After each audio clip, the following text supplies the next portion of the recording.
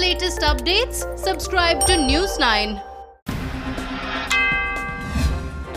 Maharashtra crosses the 30,000 mark with 1,606 fresh positive cases reported in the last 24 hours. The total number of cases now stands at 30,706. With the highest number of cases, Maharashtra continues to be the worst affected in the country.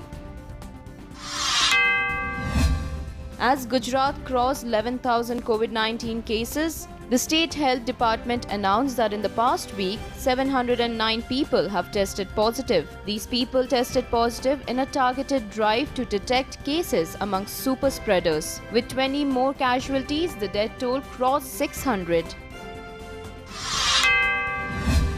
Since the number of COVID-19 cases are declining in Punjab, Chief Minister Captain Amrinder Singh has announced that the curfew will be lifted gradually from May 18th.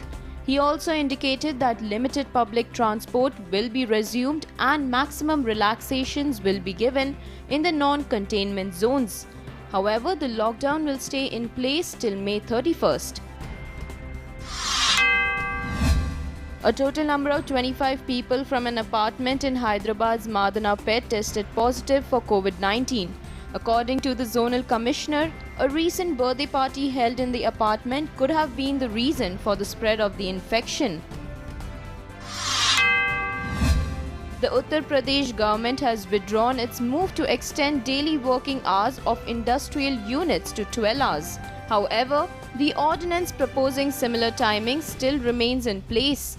The state had decided to increase the working hours using Section 5 of the Factories Act. The central government has asked the states to conduct active surveillance for identifying COVID-19 cases in all urban slums by recording temperature and blood oxygen levels. The development has come after the total number of cases in India crossed 85,000 mark. Odisha Chief Minister Naveen Patnaik has said that the state is keeping the evacuation plan of moving 7 lakh people to safer places ready as cyclone Amphan has started to form. The fears of the cyclone has come amid the state battling the deadly COVID-19. In a bid to provide relief to migrant workers walking on roads to their hometown, the Uttar Pradesh government has directed the state-run buses to ferry these migrants to their home district. The buses that were returning empty after dropping passengers will be directed to ferry the migrant workers. The Ministry of Home Affairs has granted special permission to bring back 414 stranded Indian seafarers in Italy back to India through special chartered flights. The 3 flights carrying these people will land directly in Goa.